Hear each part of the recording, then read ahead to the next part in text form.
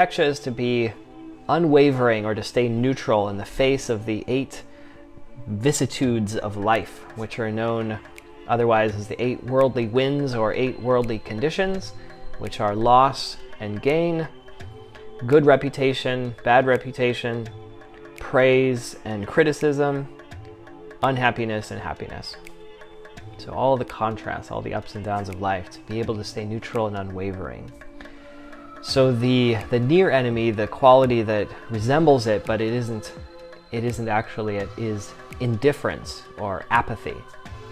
So if you just are numb and you just don't care, that doesn't mean you're practicing Upeksha. You say, oh, they're suffering, who cares?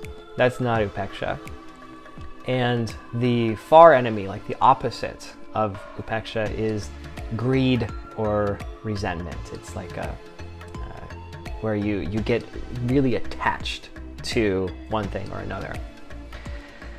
So there's a story that I like which represents Upeksha in a really powerful way, and then you can use this story and then we'll meditate on it a little bit. So a long time ago there was a farmer, and he had one horse, and he used this horse to plow his fields, to carry his goods to the market. It was his most prized possession. He needed it for everything he did. And so one day his horse runs away into the forest and it's gone. And all of the townspeople say, oh my gosh, what a misfortune, how terrible, how awful this is for you. Your business will be destroyed, your farm will be destroyed, how awful this is. And the farmer, who was apparently practicing Upeksha, he said, I don't know if this is good or bad. All I know is that I don't have my horse anymore.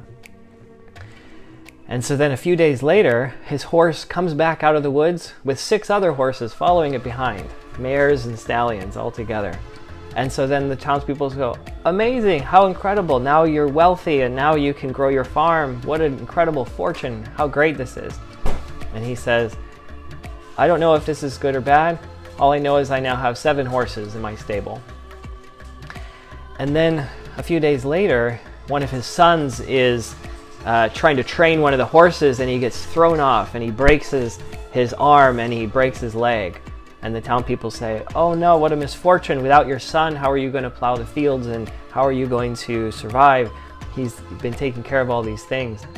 He said, I don't know if this is a misfortune or not, but all I know is my son is injured. And then about a week later, the army comes through the village and they're recruiting young men to go to war. And because his son is injured, they don't take him. So you can see how Upeksha is the ability to just see things as they are without subscribing to this is good or this is bad, and trying to be more mindful and to step back a little bit from the reactionary nature that we have to instantly judge things. This is very difficult in this day and age because of the pace of the society's dialogue. As soon as something happens, it seems like everybody's supposed to have an opinion. This is good, this is bad, denounce this immediately or support this immediately. We don't have the time to really just let things be for a little while and not make snap judgments.